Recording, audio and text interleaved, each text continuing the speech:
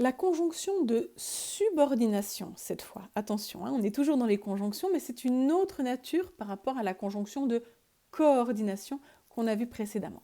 Là, c'est la conjonction de subordination. On est toujours dans les mots invariables, il n'y a pas d'histoire de masculin, féminin, singulier, pluriel, ça n'existe pas. Ce sont des mots qui s'écrivent toujours de la même façon. Et dans la conjonction de subordination, le principe, c'est qu'il va y avoir un groupe de mots qui va être subordonné à un autre groupe de mots. Subordonné, ça veut dire quoi? Ça veut dire qu'en termes d'importance, il est en dessous.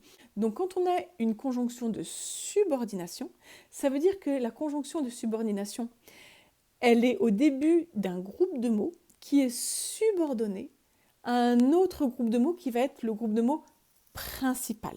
Je vais te donner des exemples, ce sera plus clair. Regarde la feuille que tu as sous les yeux. Je souris quand je te vois.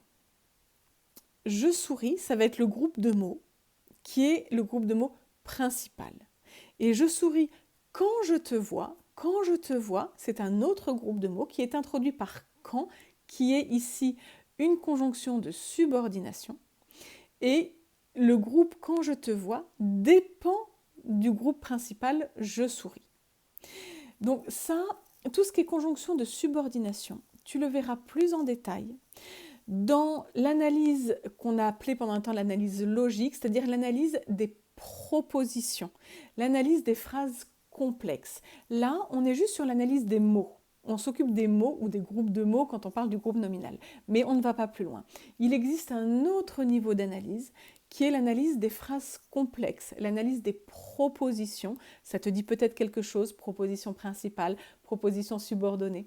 Eh bien, c'est dans cette leçon-là que tu détailleras davantage les conjonctions de subordination, parce que c'est là qu'on a un groupe de mots qui est subordonné à un autre groupe de mots qui, lui, est principal. Je te lis quand même l'autre exemple, juste en dessous. Je dors longtemps parce que je suis malade. Je dors longtemps, c'est le groupe de mots qui est principal. Parce que je suis malade, c'est le groupe de mots qui est subordonné et qui est donc introduit par une conjonction de subordination.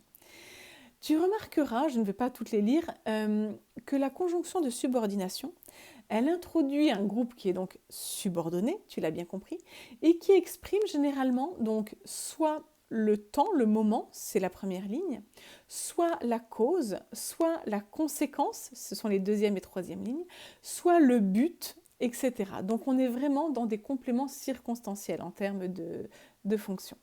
Cette leçon-là, je ne vais pas trop la creuser sur la nature de la conjonction de subordination parce qu'elle sera davantage détaillée dans d'autres leçons, notamment sur les phrases complexes.